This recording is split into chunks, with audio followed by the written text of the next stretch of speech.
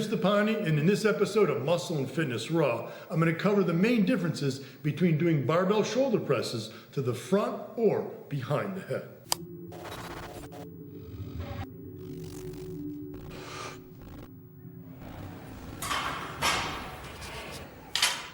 I'm going to cover how to do both versions of the barbell shoulder press, both safely and effectively.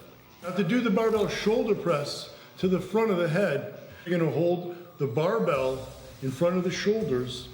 I prefer an open grip as it better transfers force from the arms into the barbell. Here you're going to press the bar straight up overhead, holding the barbell overhead for just a second, and then lowering it back to the start position and repeat for reps. The best way to avoid rotator cuff issues is to keep a narrower than shoulder width grip on the bar and press it to the front of the head. Now, to do the behind the neck version of the barbell shoulder press, you should go at it with some caution. If you're bringing the barbell behind the head, like with a behind the neck shoulder press, it's even further exaggerating that external rotation and placing those rotator cuff muscles at even a more compromising position. Now, whether you do the behind the neck press seated or standing, a couple rules you can apply to help avoid injury. The first is to use a wider than shoulder width grip on the bar versus the more narrow grip when you're pressing to the front of the head.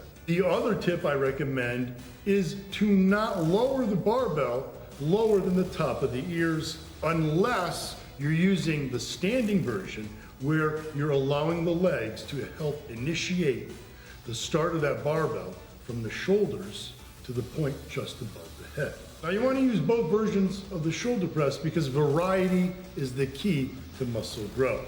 And using both versions is going to use different muscle fibers in those shoulders and even in the middle delts as you do them. So use both versions to build well-balanced shoulders.